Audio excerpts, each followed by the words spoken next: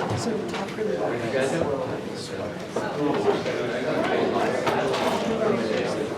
So what? Better than a Zoom call. Oh, I haven't started.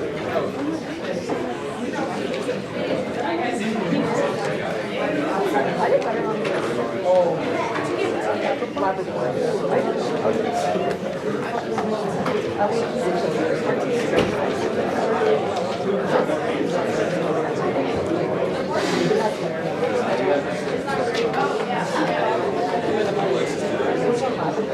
That's pretty exciting. I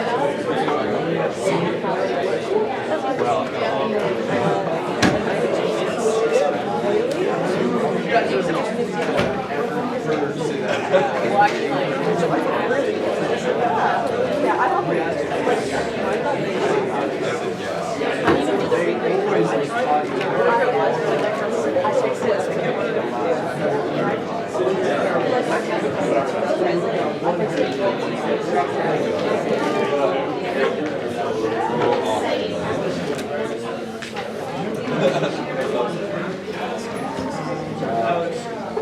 I don't know if there's another one of these going around.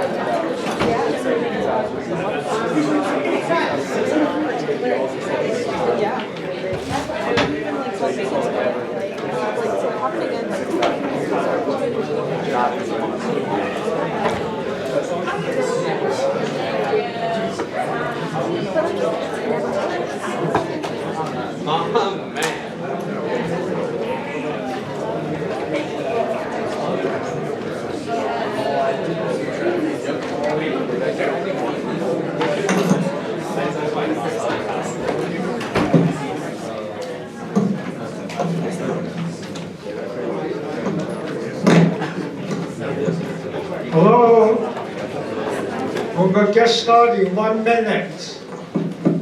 There are 2 sign-up sheets. You need to sign your name. Pick up your exam paper. The highest grade, 99. The lowest grade, 20. Average, 64. Okay, speaker.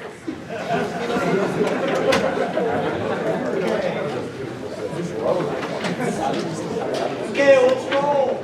You guys ready? Yes, sir. Okay, let's do it. I can hear you. Okay. So I'm like Kender. I actually had Dr. Lewis as a professor back when he had black hair. 1983. Yeah, 1983. So we go way back. And this is, you know, I know you guys, some of you are stressing about your test grades. You will learn more in this class than you will in any chemistry class you will take at Virginia Tech. And you will use this knowledge throughout your life. So, you know, focus on, don't just get laser focused on grades. You know, learn, retain. So why am I here? I was a Chem 80 undergrad, and over here, it's funny, no one wants to sit in these sections. They think I'm going to like spit or something. So my career path. I was a class of 83 Chem 80. I was a co-op. How many people are co-ops? Man, we need more co-ops. I love the co-op program. Helped me pay for school. I had to pay for my own education. Got great experience. Unfortunately, I graduated in the middle of a recession. The company I co-op for didn't have any jobs. And so I ended up having to switch jobs. Went to what's part, what is, I think, part of either Honeywell or Advanced now. Worked for a few years. And I realized that I was pretty good at the chemie stuff. Dr. Luke taught me well, some other professors taught me well. I could design stuff, I could do my mass and energy balances and heat transfer and all that stuff. What I figured out was I was actually more interested in, instead of how the equipment worked, I was more interested in how the equipment made money. And so I ended up going back to school. I got an MBA. I quit and went full-time, 2 years without a salary, more tuition.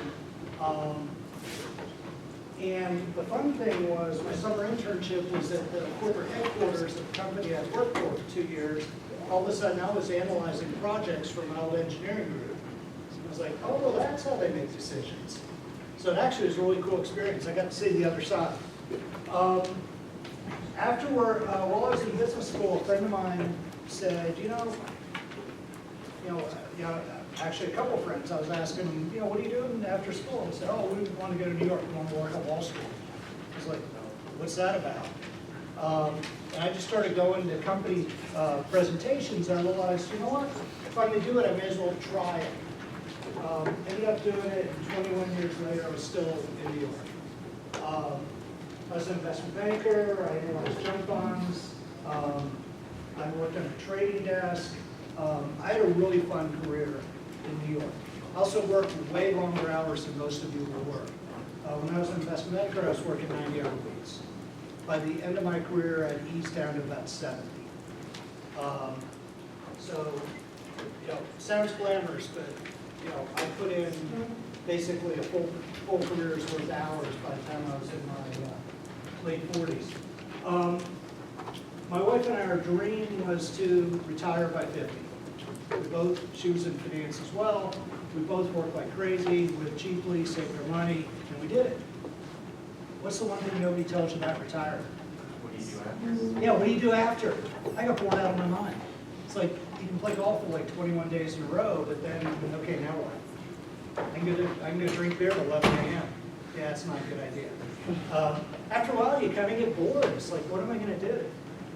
That's why Dr. Lou's still teaching. He likes doing what he does.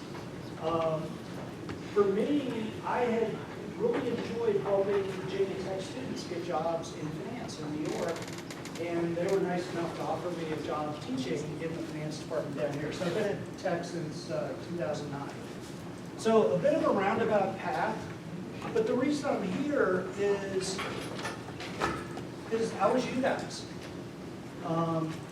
We had 85 people in my graduating class, a little bit smaller than you guys, but not that much different. And the thing I didn't realize at the time was what you're doing in Chem E is actually a really good natural preparation for a lot of business careers. In fact, I've got about 5 or 6 Chem E alums that I keep in touch with from the 2010s and 2020s that are working on Wall Street. Some others that are in corporate America, doing things like sales, marketing. If you think about it, you're getting great analytical skills. Analytically, you guys can run circles around your counterparts in Pamplin. And I teach in Pamplin, but you guys are better with numbers. You just are. You're used to imperfect data. Markets are imperfect data. Corporate America is imperfect data. If we all knew the answers, we'd be billionaires. You have to make a lot of assumptions. You have to guess a lot. You end up having to figure out which data is important and actually driving the situation versus which data is extraneous or maybe even inaccurate. You understand how systems fit together. The fact that you're dealing with closed-loop systems, reflux flow in things like mass and energy balances, well, economies work that way too. Economies are very, very interlinked. Business is very, very interlinked. You have a thought process that's actually naturally transferable. The last point, you're used to working longer hours than your fellow classmates. Anybody have a roommate in Pamplin? Yeah, do they work longer hours than you? Yeah, I was one of 2 Chem E's in my fraternity. Like Thursday night, everyone's going downtown. I'm like doing PChem problems. Yeah. We got the last laugh on it. We made more money. The other thing is, in the business world, there are a lot of industries that work in areas that are relevant to what you guys study. Process industries, chemicals, oil, things like pharmaceuticals, food, brewing. How do you brew beer? It's a chemical process. Batch, sometimes said continuous, but still a chemical process. You guys understand stuff. You have a head start analyzing companies like that. So when I was at Citigroup, the guy that, ironically, I didn't cover the chemicals industry, I covered building products. But the guy that covered the chemicals industry for us was at ChemE. And for him, it was like second nature. He just understood. He knew an alkane from an alkene. Most people don't. So if you decide at some point you want to go to the business side and away from the technical side, and there's no right answer here. I have a lot of friends who have had really good careers on the technical side, whether it's in research, process engineering, plant design. I have other friends that did what I did and went into the business world. There's no one size fits all. Everyone's different. But if you do want to go on the business side, one way to do it is go straight into business after engineering school. Technical sales is probably the most common path. Yeah. I was like wondering, like just advice, because I've actually been trying to find these like high-tech sales jobs, and every time I interview with them, they're just like, why are you switching from engineering to sales? And they just keep throwing me on it, and then they tell me, I'll ask them at the end, do you have any hesitations about me? They just tell me, since you're an engineer, like they're scared I just quit the job after a year to do engineering. Tell them you don't want to do design work or be in a lab. That's what I would do. I would also, if you have people skills, for example, if you're in a fraternity, club, whatever, talk about, look, I like being around people more than I like being in front of a computer, running Aspen or MATLAB. That's what I'd focus on. Yeah, because you can tell pretty quickly if somebody really wants it or if they're kind of like, hey, somebody told me I can make good money doing this, maybe I'll give it a shot. Yeah, so you have to give them evidence why you don't want it, or why you don't want the technical side, why you do want the sales side. So transitioning to sales. Actually, my sister did this. She was an industrial engineering major at Pitt, very much a people person, officer in sorority, and she went into technical sales, ended up having a great career in technical sales, marketing, eventually strategic planning at Emerson Electric. Had a great run. So I've seen people do that. You can start as an engineer within a company and then transition to the business side. Plant management, be the person running, part of a chemical plant or a refinery. Project management. A lot of process engineers later migrate to be project engineers. Okay, you design the thing, now how are we going to build it? We need somebody to oversee the design and construction and the budget and the timetable. That's a very common transition. Or going into management on the technical side. Every engineering department's got a manager. Every R&D department's got a manager. One of my friends, John Hillenbrand, was VP of R&D, Research and Development, for a couple of big Fortune 500 companies. He had a PhD, had a great research career, but he eventually transitioned into management. And I talked about sales and marketing. You can also transition to that mid-career as opposed to early career. Some schools have 1 year kind of mini MBAs. You'll hear it called like a master. MBA calls it a Master in Commerce. Some schools call it Masters in Business Analytics. It's not a full 2-year MBA, it's only 1 year, but if you get out of undergrad and you decide, you know what, I'd rather make the transition, but I don't want to spend 2 years, that's a good compromise. Or do what I did, quit work at some point and enter a full-time MBA. The best MBA programs, though, are going to want at least 2 to 4 years of work experience. I had a year, a little bit over a year when you have my co-op semesters plus 2 years full-time. I was one of the youngest people in my MBA class. But there are a few different ways to do it, and it's going to be different. The answer's going to be different for everybody in the MBA. So why get an MBA? No matter what you're going to do, even if, like when I was a process engineer, somebody had to approve our projects.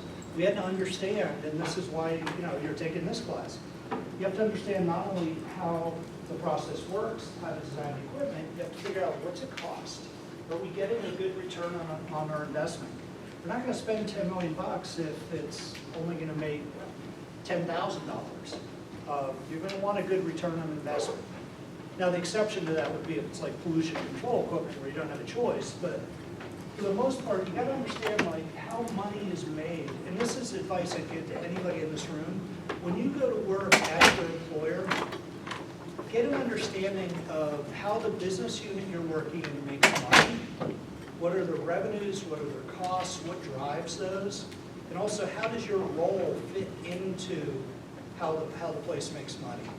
Because if you can figure out ways to help them make more money, be more profitable, have a better return on investment, you're going to have a gold star for it. You're going to look good. So also figure out who are the customers?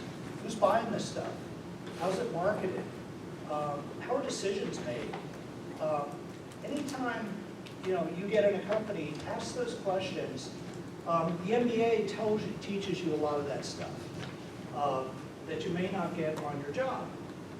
It also opens up some career options that aren't available to you as easily straight out of engineering school. So for me, Wall Street, for example. Also, it can accelerate your career advancement. A lot of the MBA programs have great networks of alumni. For example, you ever heard the game 6 Degrees of Separation? I know somebody who knows somebody who knows somebody. I played that game with my students a few weeks ago, and somebody said, Elon Musk. I get to Elon, and I only have one person between me and Elon Musk. One of my friends from Virginia Tech was the partner at the first venture capital fund that funded PayPal, where Elon made his first fortune. How's that, right? Like you get networks like that in MBA programs that you may not get otherwise. So that's another thing. And then obviously a lot of these jobs pay well.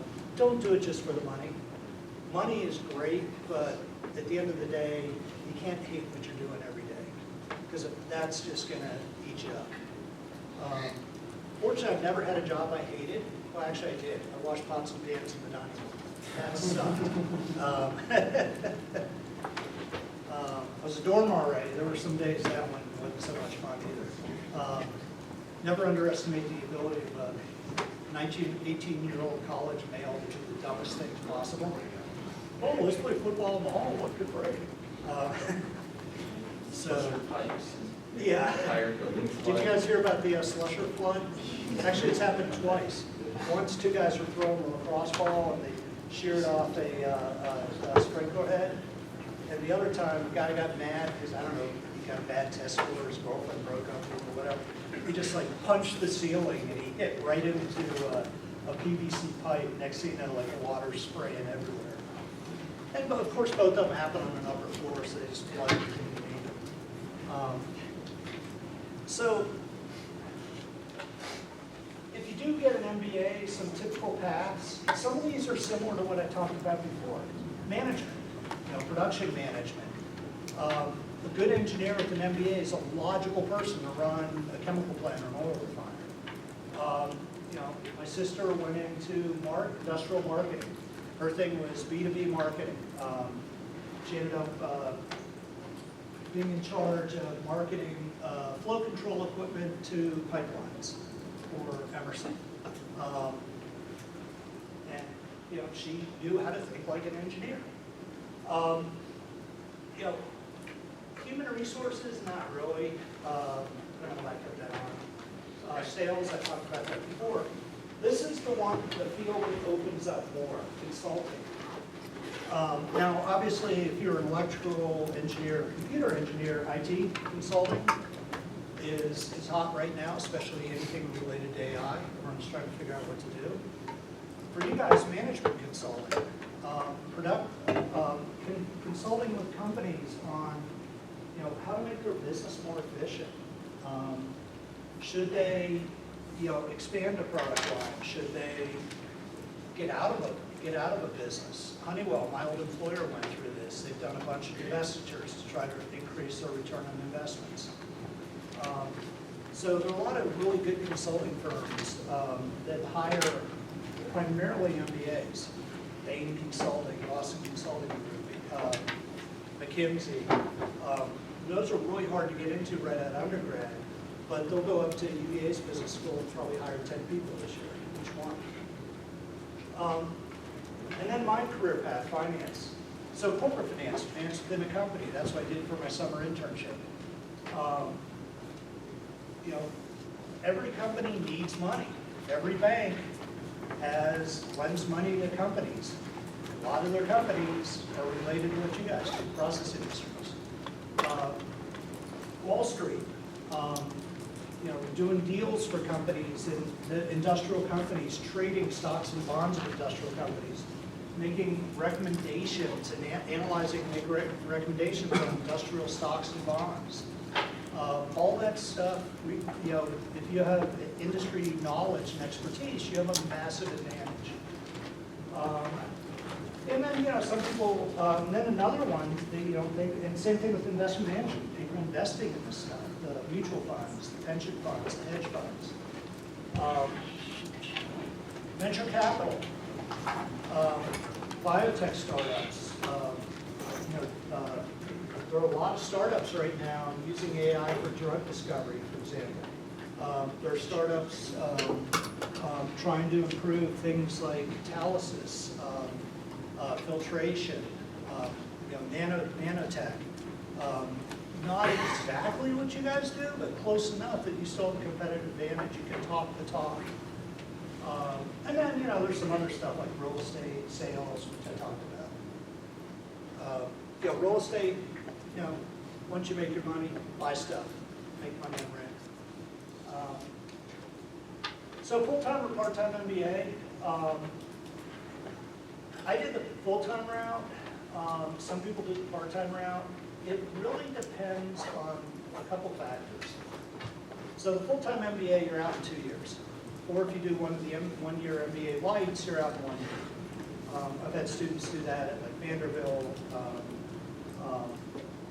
North Carolina, UVA. The MBA is full-time is the fastest way. Some of the best programs are only full-time. You want to go get an MBA from Harvard, they don't have night school. You got to go full-time. It's also the easiest way to facilitate a career change, because one day you quit your job, you go full-time MBA for 2 years, you can reinvent yourself.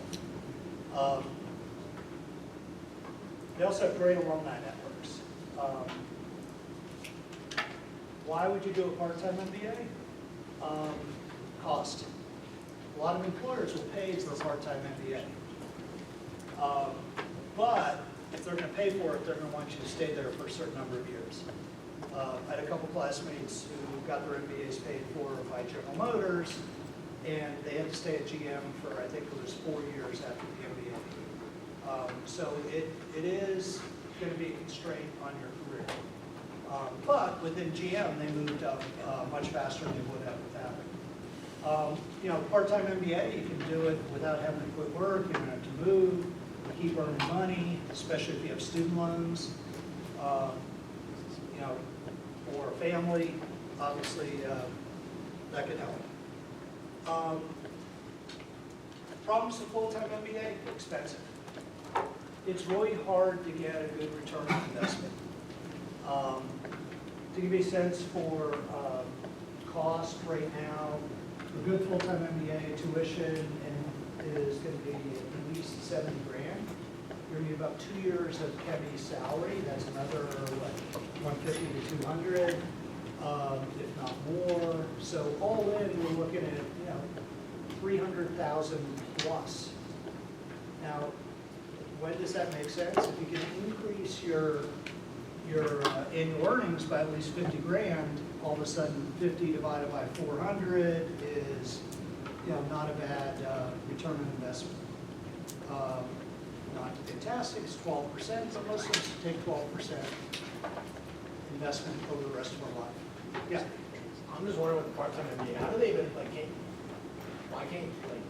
how does the company even make you stay for 4 years? Like, can you just lie to them? You sign a contract, But, they take you to court. Yeah. Yeah, I mean, if you end up quitting and going to work for another employer, what they do is in the contract, it says, if you leave and go to another employer, you have to reimburse us for the cost of the MBA. what if you purposely got fired? What if you purposely were a bad employee, so you purposely got fired? No, but they're Yeah, firing they- you. I don't know, it depends on what's in the contract, they might still make you pay. I don't know. Of course, then if you purposely get fired, the next employer down the line, maybe like, whoa, wait a second. You don't get got fired, though. I don't know, you wanna hire this guy? I don't know, I mean, it's something where, you gotta be careful with stuff like that, because if you take it too far into the gray area and try to, get through the loopholes, at some point, nobody wants to touch it. That's the problem, is you gotta, you're better off taking the financial hit, taking the obligation hit, than taking the reputation hit. And, you may be a great guy, I don't know, I'm just saying. I'm just saying, you gotta be really careful with stuff like that. So, a couple other things with the full-time, there are only about 20 programs that can get you that return on investment. Like, for example, Virginia Tech, we have a full-time MBA, I wouldn't tell you to do it, because I don't think you can get the return on investment quitting a Chem E job for 2 years to do it. Part-time MBA, yeah, that makes sense. Part-time MBA, you may be in a place where local programs aren't that good. So for example, anyone here going to Eastman? Nobody? Kingsport, Tennessee. Your only choice for an MBA is East Tennessee State. Not exactly Harvard, right? Also, it takes longer. You're doing it at night, on weekends, it might be a 4 or 5 year process instead of a 2-year process. And then if you have to stay for 4 or 5 more years, or even 2 or 3 years, now you're in your 30s. And all of a sudden, it's harder to make those big transitions. Like I said before, it's hard to reinvent yourself if you're working for an existing employer and obligated to go back to that employer. And this gets back to more of what I said before, the cost is brutal on a full-time. You really have to figure out, what do you want out of it? How much of a change do you want to make?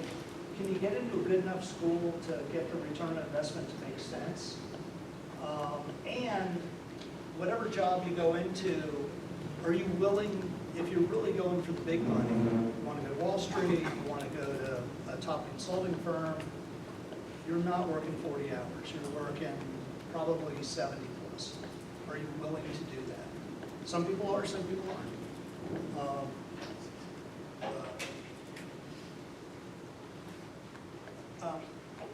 Full-time MBA curriculum.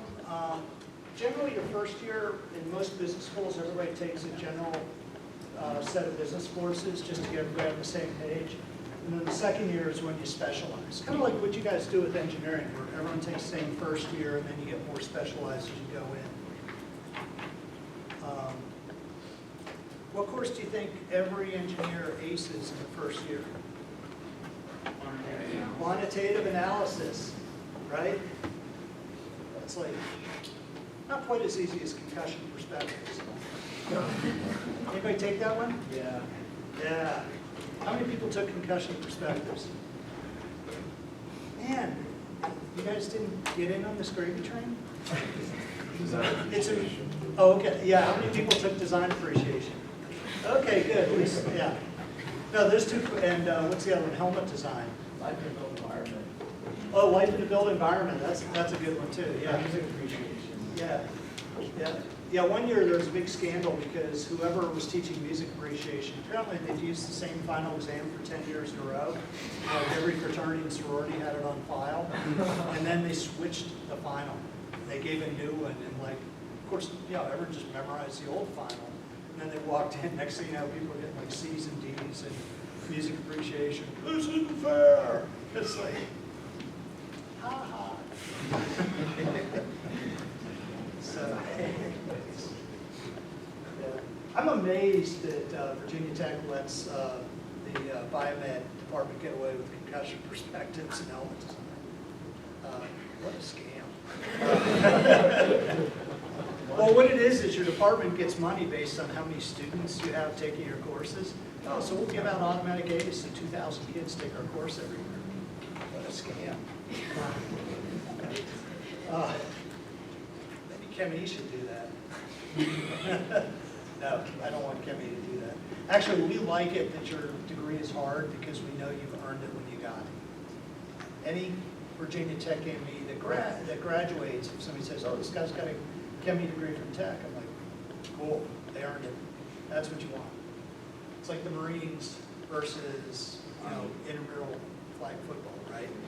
One's really hard and they earn it. The other one, anybody can show up.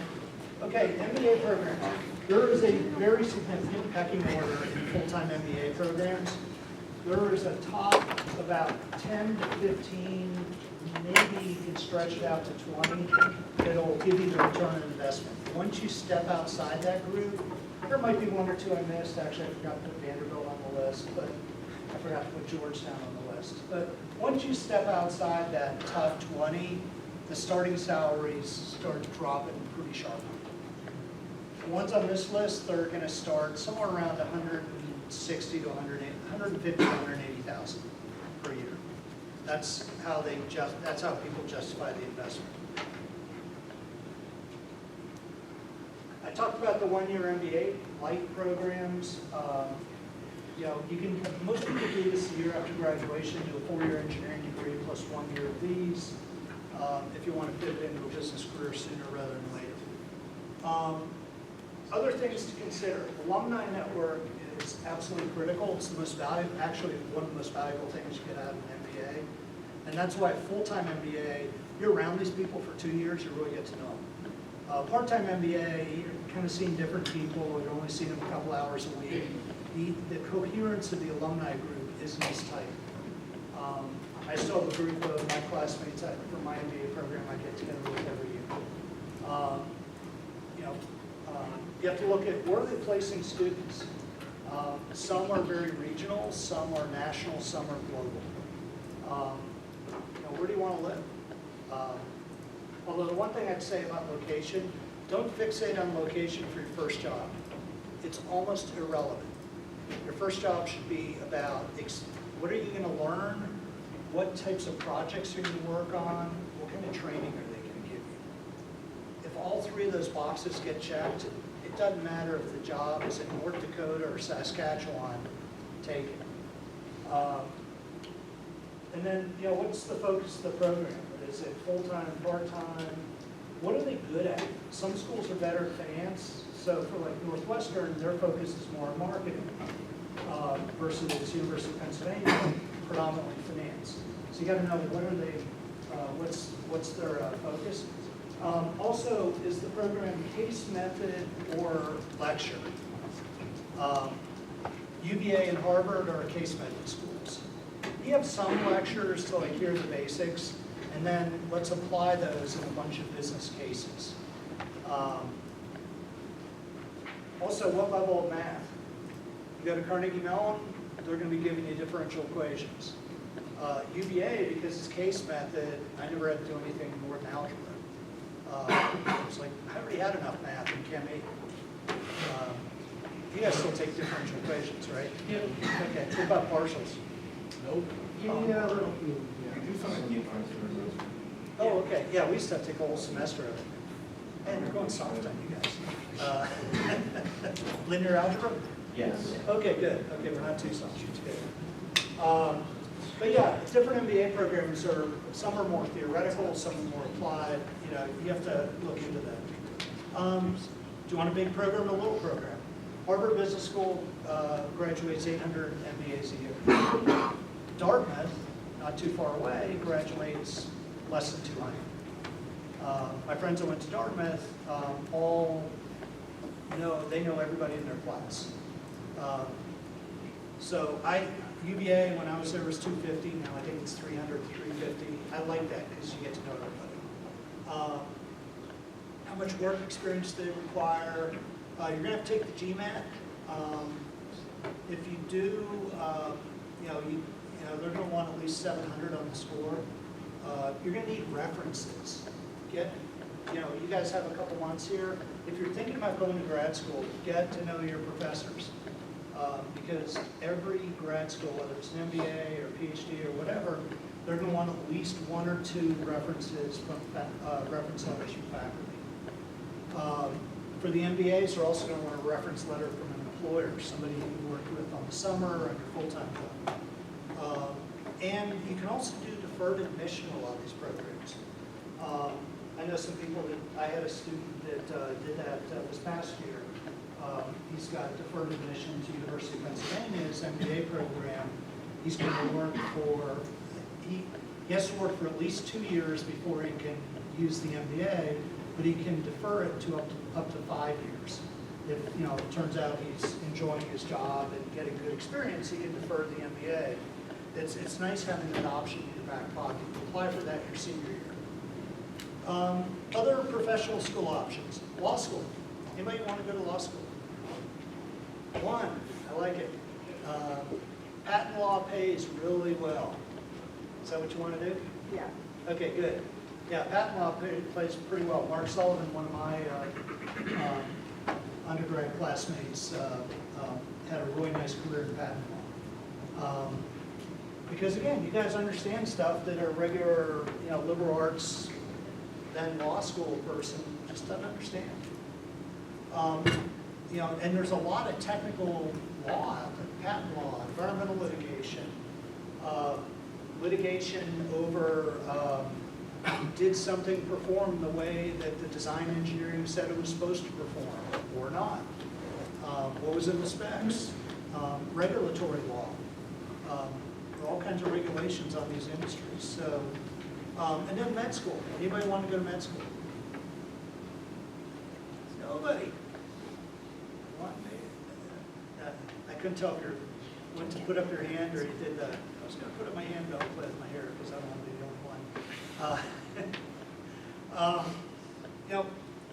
I had one of my classmates, Julia Little, went to med school, had a great career in medicine. Another one of my students went to dental school. You guys have the science to do it. General career advice. Couple broad general thoughts. Actually, a couple pages. First of all, whatever you do, don't try to be something you're not. Don't try to jam the square peg into a round hole. So for example, I have 2 very different parents. My dad, complete extrovert.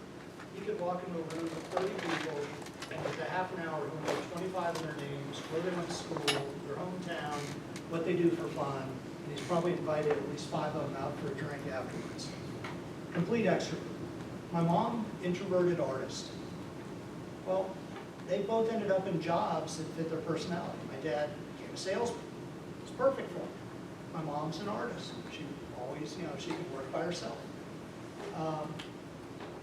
Think about yourself and make sure whatever you do in life matches not just your skills, but also your personality. And for my students over in Pamela, I tell them, you guys remember a Venn diagram from school? They still teach that? Absolutely, every day. Okay, good. Like it. You never know, this new math. I tried to help my daughter with long division. Like, she does it differently than I was taught. It's like, what the hell is that? So anyways, thank God for Khan Academy. All I had to do is be 2 days ahead. I want to be really smart. So anyways, so think about the Venn diagram. You choosing what you want to do in life is a Venn diagram. Only it's got 5 circles. Those 5 circles are, one circle is what are you good at? And what are you bad at, right? You want to make sure whatever you choose, you're good at. I would have loved to have played pro baseball, but I wouldn't do enough. I couldn't hit a 95-mile-an-hour fastball. What are you good at? Also, what do you like doing versus what do you hate doing? If you can find something you're good at and you like, you're halfway home, or 2 kids. But what are you good at and what do you like? Is that the entire equation? No. Because I'm really good at drinking beer and watching sports on TV, and I really like doing it. Am I going to make a living at that? Put it on YouTube, maybe. Yeah, maybe. Yeah. Drunk dad. I'd probably go viral. Actually, as a faculty member, the fastest way to go viral would be pass out downtown on Friday night drunk. I guarantee I'd have at least 100,000 views within a week. I could do that, obviously. I'm not advocating alcoholism, trust me. So anyways, okay, so you got to be good at it, you got to like it, but the other thing is it's got to get you to your life goals. Your life goals could be money, it could be intellectual satisfaction. Some people go into R&D because they're paid okay, but it enables them to do what they love, which is research. Some people want to save the world. Some people want to, have great work-life balance. My mom, the artist, had great work-life balance. Kids went off to school and she painted. Had a good gig. She didn't make much money, but that wasn't important to her. So everybody, you got to think about, does it get to you to your life goals? There are 2 others that are also important. One is, what are your ethical values? Don't do a job that you're going to feel conflicted about every day, right? If you're a Mormon and you don't drink, don't go to work for Anheuser-Busch, right? You're just going to feel weird every day you walk into the building. And then the other thing is you have to think about your constraints in life. Not as big a deal, at your age, but when you get to my age, all of a sudden you have kids, you have elderly parents you might have to take care of, and that's kind of the 5th decision factor. Do the 4 conflict with that? But think through that. I teach a careers course. I make people go through and write out their answers to each of those 5 things, just to make them go through the exercise of thinking, who am I? Because all of a sudden the job hunt starts making more sense. A couple other things. Don't limit your career options too early. Always have flexibility. You're going to have changes in your life, whether that's family, interests. Right now, industries are changing with AI and what's going on internationally. Supply chains are all changing. If you limit yourself, you're not going to be as adaptable. Don't just think about money. I've said about that before. Money can buy happiness. A mansion's a lot better than a shack, but it's not the only answer. The other thing is, periodically, I tell my students, have a set of very detailed near-term plans. What are your goals for the next 3 years? Have some benchmarks you want to hit. And then longer term, have kind of a vague set of plans and goals. Like, what do you want to get out of life? What are some major things you want to achieve? Kind of not as detailed, because a lot of stuff happens in 5 or 10 years. But periodically update those to make sure that you're still heading in the right direction. every so often opportunities get a knock, and a lot of times it's completely unexpected. I was at one job and a friend of mine called me up and said, hey, I just quit in our department. I think you'd be great for this job. Why don't you come over and talk to us? If I didn't respond to that, to that phone call, I would have had a very different career. Just happened that he made that call when I was an investment banker working 90 hours a week and just got married, barely saw my wife, realized I probably couldn't stay married working 90 hours a week and something had to change. Turned out the timing happened to be perfect. The other thing is find good mentors, not just one. Have a lot of mentors. Have a lot of people you can go to for advice. Because different people are going to give you advice about different things. I go to some people for career advice. I go to other people for just kind of ethical life advice. I go to other people for, just questions about hey, I got this really messed up situation with a student. How would you handle it? So, have different mentors. I benefited a lot from mentors. Some companies have formal mentorship programs. Don't just do that. Get to know some other people. What's the best way to meet an older employee and get to know them? That's one way. But a coworker. How would you do it? Ask for pictures of their kids. Yeah, that's actually a good one. Yeah, like if you see pictures of their kids on their desk, ask them, oh, how old's your son? How old's your daughter?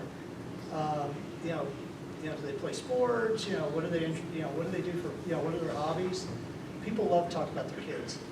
The other way to do it, help them with stuff like this. I have no idea how to download an app onto an iPhone from the Apple Store. I couldn't tell you. I hand it to my daughter and say, could you please do this for me? You guys are good at some stuff that we're not good at. If you help people, they owe you one. The other thing is, have a positive attitude. Everybody likes to hire and work with people that are positive, people that are upbeat, people that are always looking for ways to get things done as opposed to saying, oh, no, that can't be done. No. It's like, always try to think positively. People are going to want to work with you. They're going to want to hire you. It's just the way it works. Network.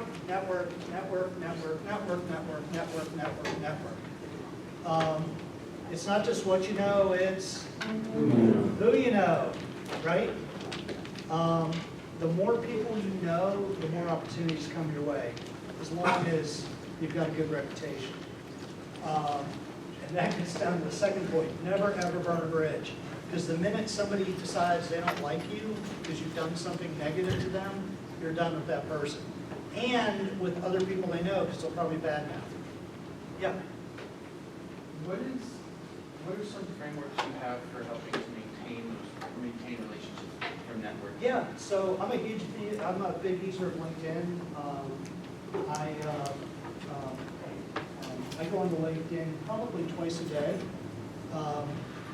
And that's how I keep in touch with a lot of my former coworkers, former students, former classmates.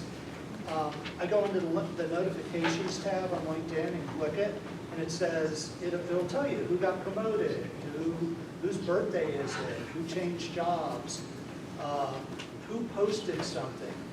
So if somebody got promoted, I'll type a quick message, hey, I saw you got promoted, that's great, congratulations, I hope the new role goes well for you. And every day I'll send a few of those messages.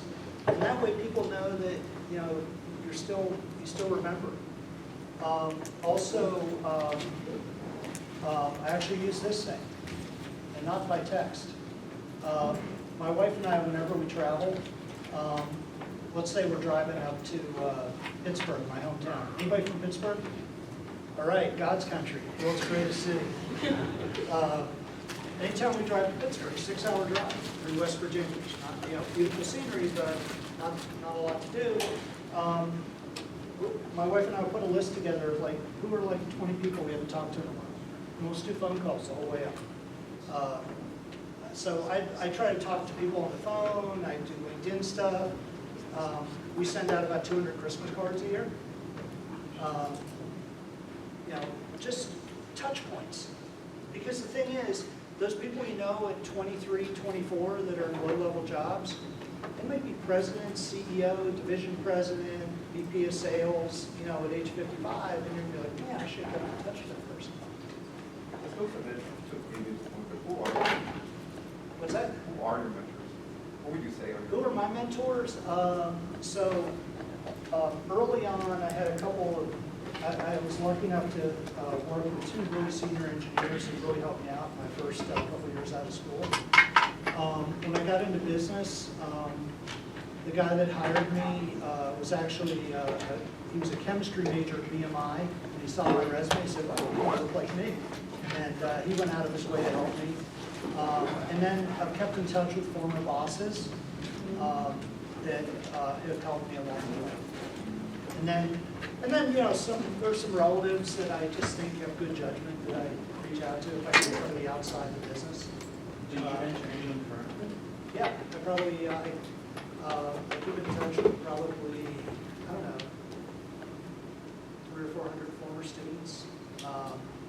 Like, one of them texted me last night, said he let me know he just got a role as a very senior management role in his company, and you know, this guy's like a young guy rising like a rocket. I texted back, that's fantastic, thanks for the update. Yeah, congratulations, that's great news, thanks for letting me know. Also, when you travel, if you go away on business, see if there's anybody you know in that area. Spend the weekend, catch up with people. Just a couple other quick things. Lifelong learning, don't stop learning.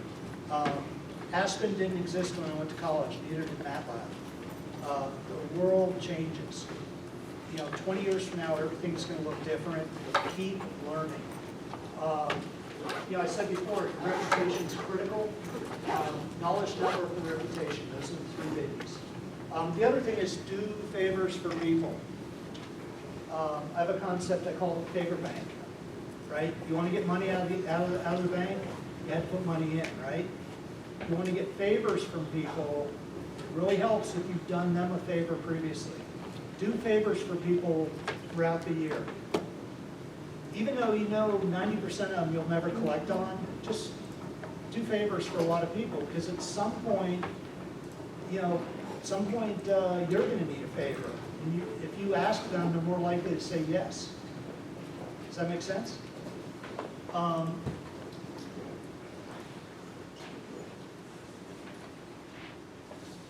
Cool.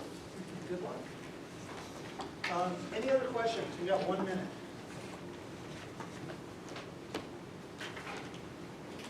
So I had one class where I asked, oh, we got 2 minutes left. Anybody have any questions? Somebody raised their hand and said, how'd you meet your wife? You know what my answer was? Party at the Jersey Shore. They did not expect that answer. Although my wife's a banker and had a very successful career. So, what's that? No, that was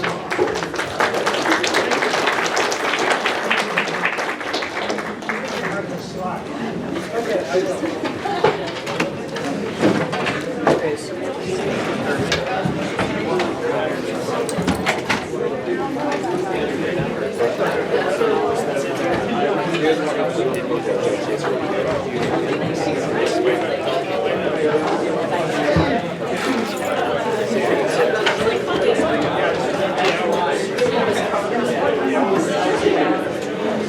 Thank you.